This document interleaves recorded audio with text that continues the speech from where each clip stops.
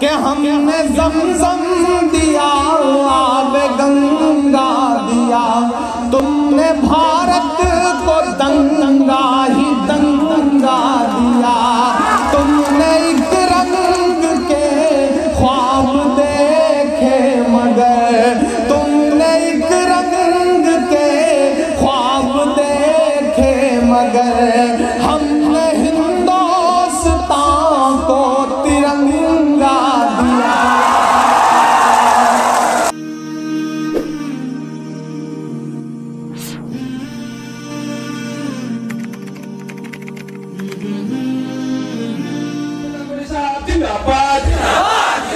इमरान प्रताप गढ़ी साहेब जिंदाबाद। अंतर्जातिक कवि विशिष्ट उर्दू शायर इमरान प्रताप गढ़ी साहेब जिंदाबाद। We most welcome Mr. Imran Pratap गढ़ी जिंदाबाद।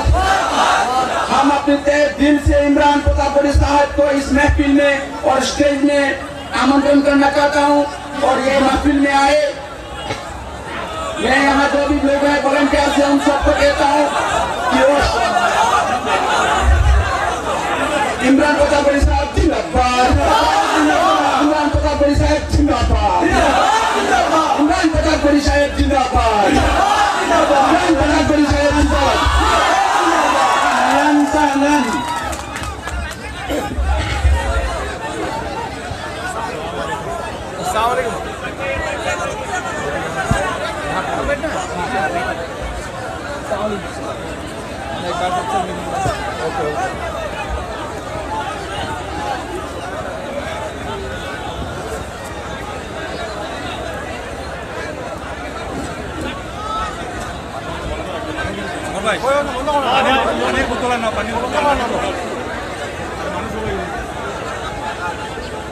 What new one?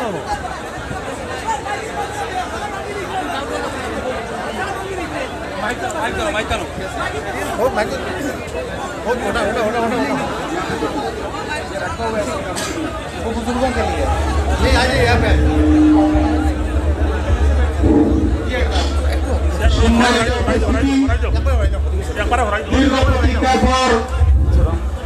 আমাদের আজকের এই অনুষ্ঠানের মুখ্য আকর্ষক সুদূর উত্তর প্রদেশ থেকে আগত আন্তর্জাতিক খ্যাতি সম্পন্ন उर्दू शायर जनाब इमरान प्रताप गिरी साहेब।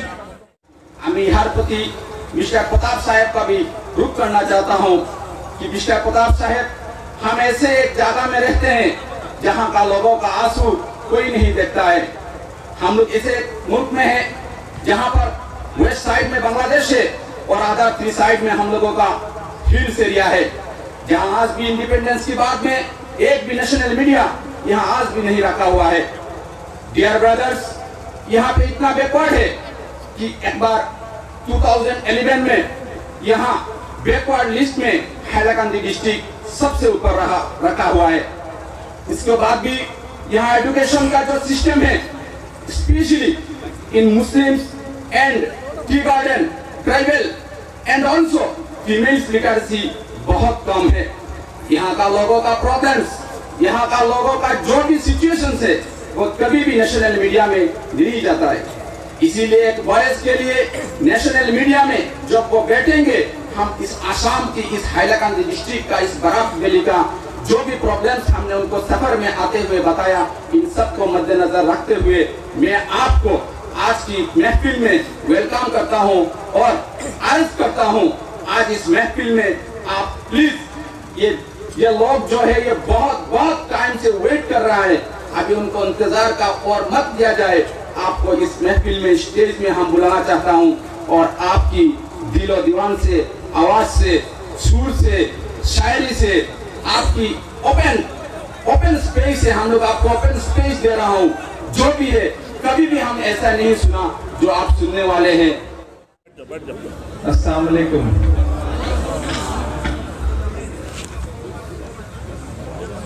पहली बार आपके दयारे मोहब्बत में हाजिर हुआ हूं।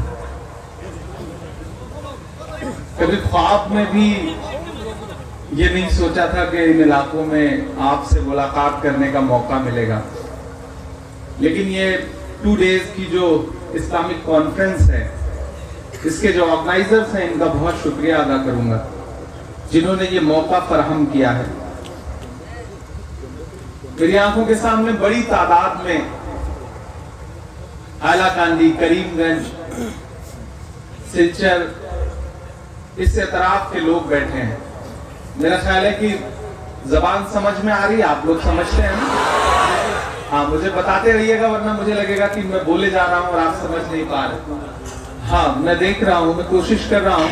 देखिए, अंधेरा है, आपकी शक्ल शायद मैं ना देख पाऊं, लेकिन आप थोड़ी देर जिंदगी का सबूत देंगे, जिंदा दिली के साथ सुनेंगे तो इंशाअल्लाह मैं आपकी धड़कनें सुन करके बताऊंगा, ये वादा करता हूं। अब थोड़ी देर मेरे रंग में रंगने की कोशिश करिए। मैं बहुत शुक्रगुजार हूं इस कमेटी का, खासतौर से बुरहानुद्दीन साहब एडवोकेट, ताहिर अहमद एडवोकेट, मोहम्मद अली साहब, फखरुल इस्लाम रहमान साहब, बुरहानुद्दीन साहब और बहुत सारे ऐसे नाम हैं जिनसे पहली मुलाकात हो रही है, लेकिन अब इंशाअल्लाह एक रिश्ता जुड़ जाएगा इस इलाके से। मैं 4 मिसरे पढ़ता हूँ, फिर धीरे धीरे थोड़ी थोड़ी गुफ्तगू भी करूंगा आपसे और थोड़ी थोड़ी शायरी भी सुनाऊंगा। पहली बार हाजिर हुआ हूँ, 4 मिसरे पढ़ता हूँ कि इस शहर से था एकदम अनजान चलाया, इस शहर से था एकदम अनजान चलाया, बनने के लिए दिल का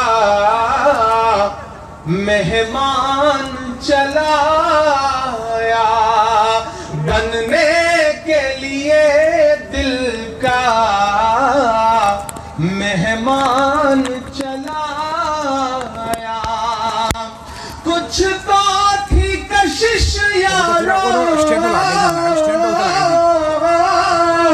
तुम सबकी मोहब्बत में, मजबूर जो हो करके इमरान चलाया, मजबूर जो हो करके इमरान चलाया। बहुत शुक्रिया, बहुत मोहब्बतें, बहुत जिंदगी से सुन रहे हैं। लेफ्ट हैंड पे कुछ लोगों की आवाज़ें आ रही हैं, उनसे गुजारिश करूंगा कि थोड़ी सी खामोशी रहे तो अच्छा है। ये जो पूरा इलाका है, मैं अभी मौलाना तैयबुर रहमान साहब के दरवाजे से होता हुआ यहाँ तक आया हूँ, उनके दयार से होकर के आया हूँ। रास्ते में ताहिर साहब ने इस इलाके के बारे में जो कुछ बताया, उसको सुनने के बाद मुझे खुद अफसोस हुआ कि मैं देर से पहुँचा इस इलाके में, मुझे बहुत पहले आना चाहिए था। बहुत मसरूफियत थी, इस बीच आना बहुत मुश्किल। एक तो आप तक पहुँचना, दिल्ली से यहाँ तक आना, 2-2 बार सफ़र चेंज करना, फ़्लाइट 2 पकड़ना, सफ़र करते वक्त इतना लंबा सफ़र है कि पता ही नहीं चलता कि आदमी सफ़र कर रहा है या आखिरी सफ़र कर रहा है, मुश्किल आती है।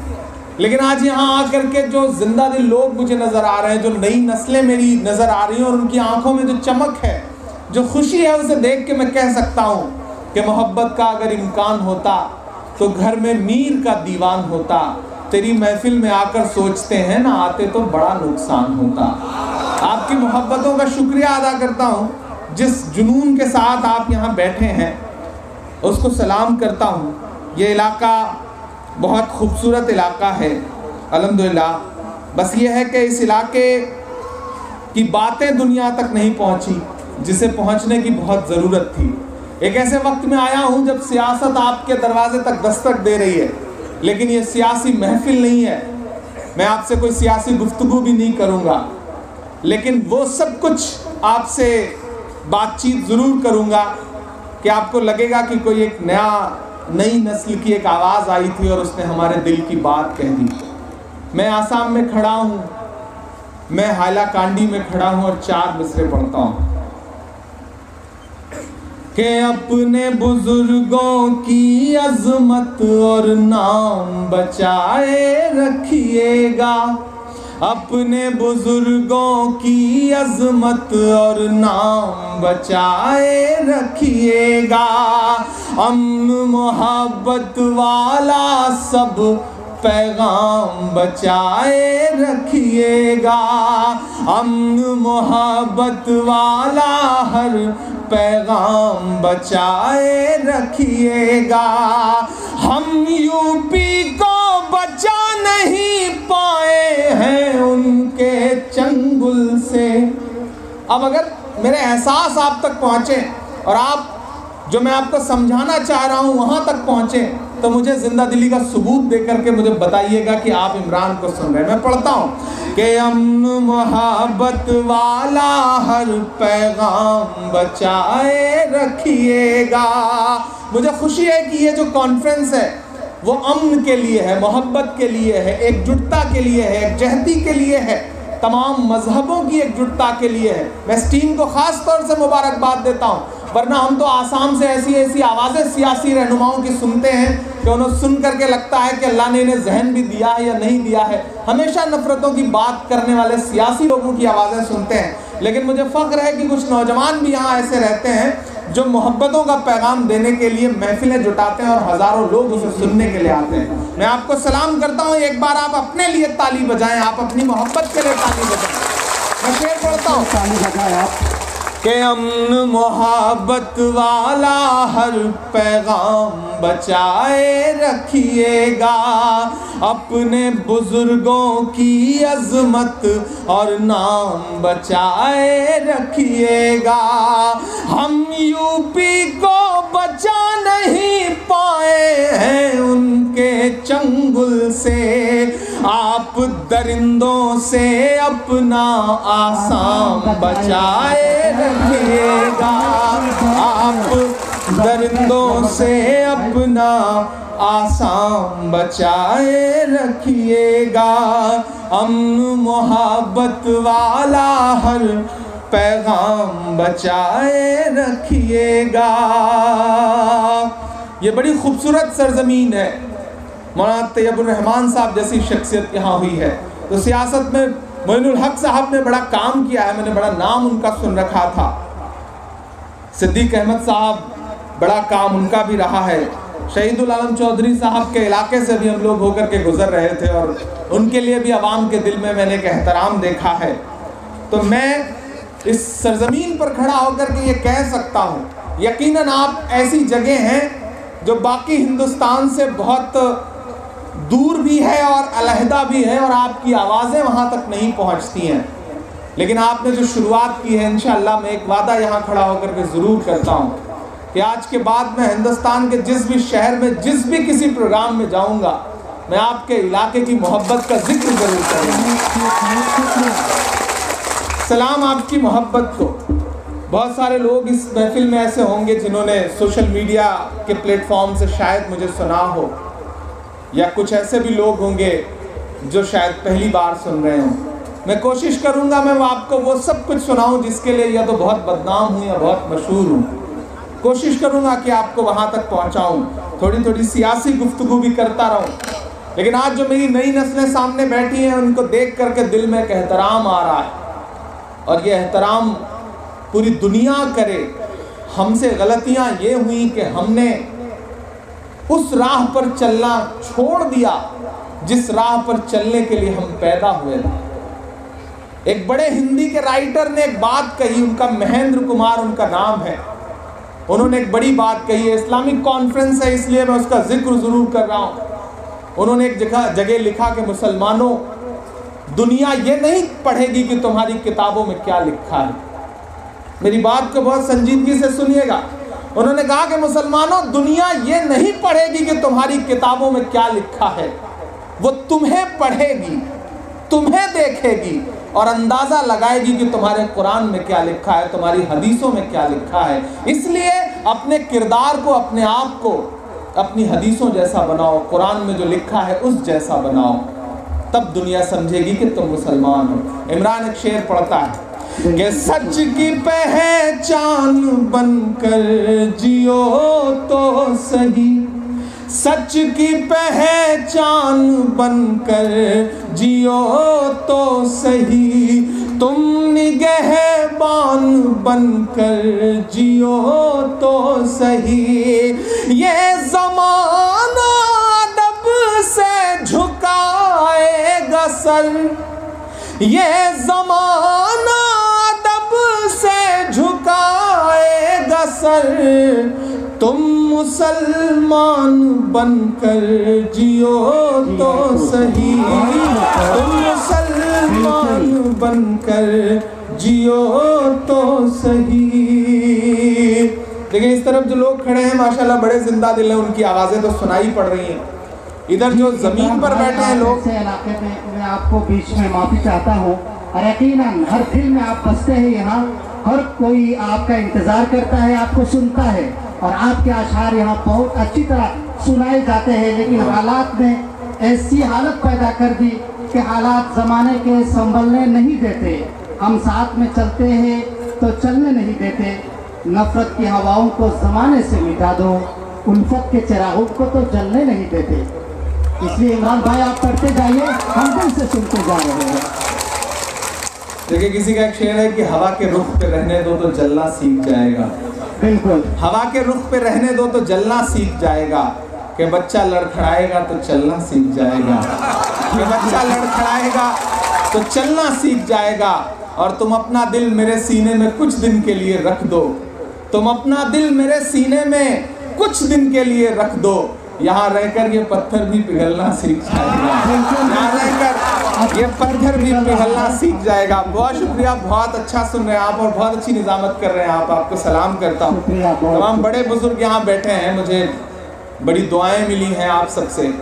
मैं कोशिश करता हूँ कि थोड़ी थोड़ी सियासी शायरी भी आपको सुनाता रहूँ। तालीमी बेदारी की कॉन्फ्रेंस है तो मैं उस पर भी कोशिश करूँगा कि थोड़ा तालीम पर भी आपसे गुफ्तगू कर सकूँ। तुम मुसलमान बनकर जियो तो सही, और इस तरह हौसले आजमाया करो। जो कुछ आपको सुनाऊंगा उसका निचोड़ इन 4 मिसरों में है। इतनी दूर मेरा ख्याल है कि 1000 किलोमीटर से ज़्यादा का सफ़र तय करके आपके बीच शायद यही कहने आपसे आया हूँ कि इस तरह हौसले आजमाया करो, मुश्किलें देख कर मुस्कुराया करो, मुश्किलें देख कर मुस्कुराया करो। दो निवाले भले कम ही खाया करो, अपने बच्चों को लेकिन पढ़ाया करो, अपने बच्चों को लेकिन पढ़ाया करो। और हायला कांडी वालों, आज के इस पूरे प्रोग्राम का जो मकसद है तालीमी बेदारी के हवाले से, एक गज़ल के कुछ शेर सुना दूं, फिर इंशाल्लाह उन नज़मों तक आपको ले चलूँगा जिन्हें सुन करके आपको आज के समाजी और सियासी हालात के बारे में कुछ न कुछ आपका जहन खुलेगा। लेकिन उससे पहले एक गज़ल सुनाता हूँ। मेरी आंखों के सामने बड़ी तादाद में मेरी नई नस्लें बैठी हैं, वो नई नस्लें जो Facebook, Twitter, YouTube, TikTok ban हो चुका वरना टिकटॉक, इस सब पे अपना बहुत वक्त गुजारा करते थे और उस पर वक्त गुजारते गुजारते शिकायत भी करते हैं कि हमारे हालात नहीं बदल रहे, हमारे हालात नहीं बदल रहे। मैं इस महफिल में खड़ा होकर के आज हिंदुस्तान के सदर रह चुके यानी राष्ट्रपति रह चुके डॉक्टर जाकिर हुसैन साहब की यौम पैदाइश का भी दिन है। आज उस हवाले से भी ये कॉन्फ्रेंस बहुत बड़ी हो जाती है कि एक बहुत अजीम शख्सियत जो हिंदुस्तान के सदर रह चुके, जो जामिया इस्लामिया यूनिवर्सिटी के फाउंडर थे, जिसकी नींव रखने में जिनका हाथ रहा, जो अलीगढ़ मुस्लिम यूनिवर्सिटी के वाइस चांसलर रहे, ऐसी शख्सियत की यौम पैदाइश है। ऐसे दिन पर मैं यहाँ खड़ा होकर के आपसे ये कह रहा हूँ कि मेरे भाई हर मसले का हल सियासत से ही नहीं निकलता, हर मसले का हल सियासत से ही नहीं निकलता। ऐसा नहीं है कि पार्लियामेंट में, ऐवानों में तुम्हारी नुमाइंदगी नहीं रहती। मौलाना अबुल कलाम आज़ाद से लेकर के और आज के दौर में बदरुद्दीन अजमल साहब तक, ऐसा नहीं है कि नुमाइंदगी नहीं है, ऐवानों में नुमाइंदगी है। लेकिन मेरी नई नस्लों, हर मसले का हल सियासत से नहीं निकलता। सोचना, 2 MP बना दो, 3 मेंबर ऑफ पार्लियामेंट बना दो, 10-15 MLA बना दो, शायद आपका उतना काम नहीं कर पाएंगे जितना 5 IAS और IPS बना लोगे तो जितना काम हो सकेगा। बिल्कुल, मैं बहुत जिम्मेदारी से ये बात कह रहा हूँ। सरकार चली जाएगी, 5 साल बीतेगा, MLA शिप खत्म हो गई, लेकिन एक IAS बनाते हो तो रिटायरमेंट तक वो बुनियादी काम कर लेता है। मैं आपसे ये कहने के लिए आया हूँ और मैं उम्मीद करूंगा कि जो मैं कहने जा रहा हूँ उसे आप दिल तक बसाएंगे कि वक्त की ये ज़रूरत समझ लो, बिन पढ़े अब गुजारा नहीं है। वक्त की ये ज़रूरत समझ लो, बिन पढ़े अब गुजारा नहीं है।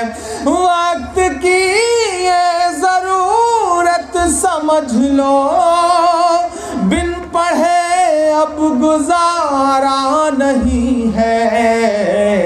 ना कोई रहनुमा ना हुकूमत, कोई भी अब तुम्हारा नहीं है।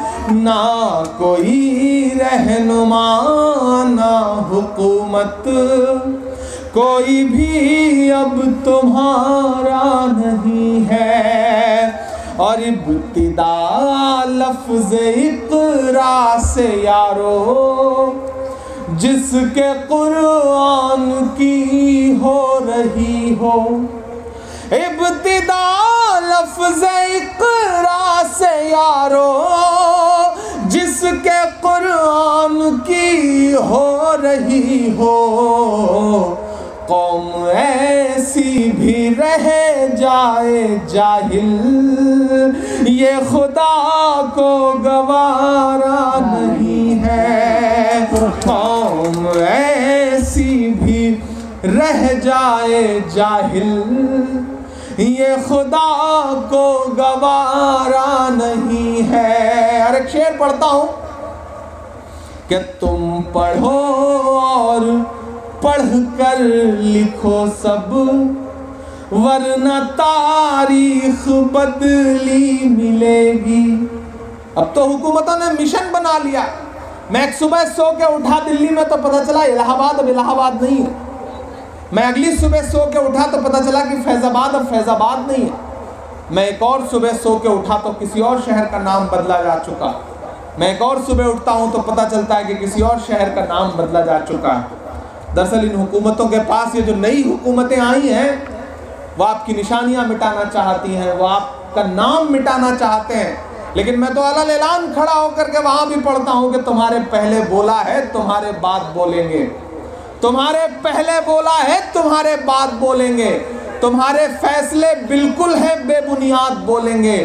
मिटा दो नाम कागज पर, दिलों पर फिर भी लिखा है इलाहाबाद बोला था, इलाहाबाद बोलेंगे।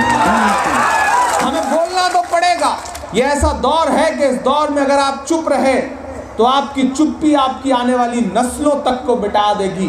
मैं इसलिए जिंदा हूं कि मैं बोल रहा हूं, मैं इसलिए जिंदा हूं कि मैं बोल रहा हूं। दुनिया किसी गूंगे की कहानी नहीं लिखती। बोलना तो पड़ेगा मेरे भाई, आयला कांडी वालों, बोलना तो पड़ेगा। और जब बोलना पड़ेगा तो इमरान ये शेर पढ़ रहा है कि इब्तिदा लफ्ज़ इक़रा की यारो, जिसके कुरान की हो रही हो। इब्तिदा लफ्ज़ इक़रा से यारो, जिसके कुरान की हो रही हो। कौम ऐसी भी रह जाए जाहिल, ये खुदा को गवारा नहीं है। पढ़ो और पढ़ कर लिखो सब, वरना तारीख बदली मिलेगी। तुम पढ़ो और पढ़ कर लिखो सब, वरना तारीख बदली मिलेगी। अब कलम और कागज से बढ़कर दूसरा कोई चारा नहीं है। अब कलम और कागज से बढ़कर दूसरा कोई चारा नहीं है। और मेरी नई नस्लों, पढ़ने लिखने से सब कुछ बनेगा, दौरे हाजिर भी और आखिरत भी। पढ़ने लिखने से सब कुछ बनेगा, दौरे हाजिर भी और आखिरत भी। कब तलक रोते रोते कहोगे दौरे हाजिर हमारा नहीं है। कब तलक रोते रोते कहोगे दौरे हाजिर हमारा नहीं है। अब कलम और कागज से बढ़कर दूसरा कोई चारा नहीं है। बहुत शुक्रिया। गजल खत्म हो चुकी है, आप ताली बजा सकते हैं। मैं आ रहा था तो रास्ते में मुझे कोई प्रधानमंत्री जी का भाषण सुनवा रहा था, जिसमें वो कह रहे थे कि अब इंटरनेशनल साजिश हो रही है और असम की चाय को बदनाम किया जा रहा है। आज ही सुना मैंने। तो बोले असम की चाय खतरे में है। तो मुझे लगा यार चाय तो खतरे में नहीं है, फर्जी चाय वाला भले खतरे में हो सकता है, चाय तो खतरे में नहीं है। ये असम की चाय है, इसका जो जबान पे जो इसका टेस्ट है ना, इसका जो स्वाद है ना, वो खतरे में कभी नहीं आ सकता। तो इमरान एक शेर पढ़ता है कि चाय वाले बाबू को। तो थोड़ा सा मतलब मुझे ऐसा ना लगे कि आप तकरीर सुन रहे हैं, मुझे ऐसा लगे कि आप इमरान को सुन रहे हैं। मैं चाहता हूँ थोड़ी देर, आपने पिछले 2 दिन से बड़ी संजीदा गुफ्तगू सुनी है, बड़े बुजुर्गों को सुना है और बड़ी खामोशी के साथ, अदब एहतराम के साथ आप बिल्कुल उसी रंग में रमे रहे जैसा आपको कहा गया। लेकिन मैं चाहता हूँ कि अब थोड़ी देर थोड़ा हंसिए भी, थोड़ा मुस्कुराइए भी, थोड़ी संजीदा बातें भी सुनिए और थोड़ा मेरे रंग में भी रंग जाइए। मैं पढ़ता हूँ और थोड़ा सा ज़िंदगी दीजिएगा। इधर जो बाईं तरफ लोग खड़े हैं आजकल ऐसे चुप हैं जैसे बंगाल में जो लेफ्टिस्ट हैं वो चुप हो गए हैं। तो थोड़ा सा आप सब भी बोलिए, ऐसा लगे कि आप भी जिंदा हैं, ऐसा न लगे कि आप कब्रिस्तान में बैठे हैं, लगे कि आप किसी महफिल का हिस्सा हैं। मुझे जिंदगी दे के बताइएगा। मैं पढ़ता हूँ कि चाय वाले बाबू को चाय लेके डूबेगी।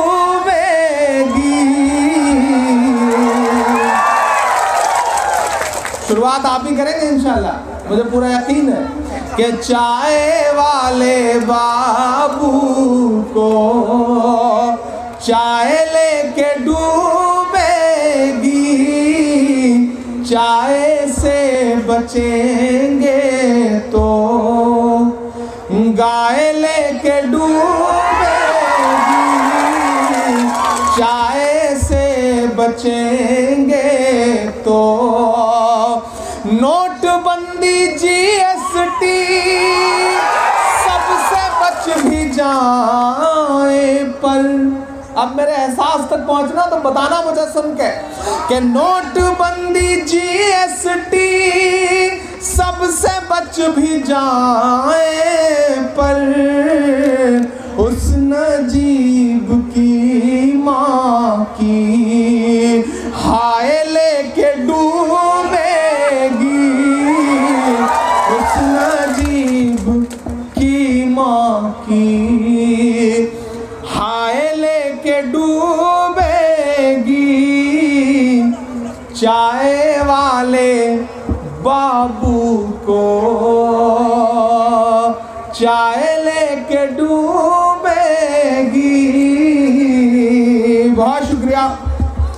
बहुत मोहब्बतें। जी जी जी, इधर से आवाजें आ रही हैं, मतलब पता नहीं चल रहा है कि कौन बोल रहा है, लेकिन जो भी बोल रहा है माशाल्लाह बहुत अच्छा बोल रहा है। ऐसे ही बोलते रहिए, क्योंकि जो कहते हैं इस आंधी में पर ना तोला जाएगा, जो कहते हैं इस आंधी में पर ना तोला जाएगा, जो इस बात पे खुश हैं हमसे लब ना खोला जाएगा, उनसे कहो हम तूफानों से डरने वाले लोग नहीं, कातिल को मरते दम तक कातिल ही बोला जाएगा, कातिल को मरते दम तक कातिल ही बोला जाएगा। आसाम वालों, आप बड़े बहादुर लोग हैं, आप बड़ी बहादुर कौम है, मैं आपको सलाम करता हूं। जिस कागज दिखाने के नाम पे पूरे हिंदुस्तान को डराया जा रहा है, उस कागज दिखाने के मसले को सबसे पहले पूरी जिंदा दिली से आपने झेला है, इसलिए सलाम करता हूँ, मैं आपको सलाम करता हूँ। मैं और ख़ास तौर से इसलिए भी इस इलाके में आना चाहता था, मेरा मन था कि मैं पहली बार आसाम आया, इससे पहले कई बार ऐसे मौके आए, अलग अलग एतराफ़ में बुलाया गया, लेकिन मसरूफियत ऐसी रही कि मैं किसी प्रोग्राम में आ नहीं सका। और मैं आज यहाँ आकर ये कह रहा हूँ कि मुझे अच्छा लग रहा है कि मैं पहले किसी और इलाके में नहीं आया, मैं पहले आया तो जिंदा दिल लोगों के बीच में आया, इस इलाके में आया। सलाम करता हूँ आपको, और आपसे ये कह रहा हूँ कि जिन्होंने सोचा था कि डरा देंगे, मैं पूरे एनआरसी के मूवमेंट में कोई दिन ऐसा नहीं गुजरा होगा जब मैं अपने घर रहा हूँ, पूरे हिंदुस्तान की खाक छानता फिरता हुआ वक्त के तानाशाहों से आंख मिला करके कह रहा था कि फिरौन की है, नमरूद की है, फूलों से जंग बारूद की है, इस बार तो डरना नामुमकिन, इस बार तो बात वजूद की है। आप तो सच में लड़ रहे थे, और यहाँ खड़ा होकर के उन डराने वाली ताकतों के नाम, मेरा मन कर रहा है कि मैं एक नज़्म पढ़ दूं कि वक्त के हाकिमों बादशाहों सुनो, जुल्म की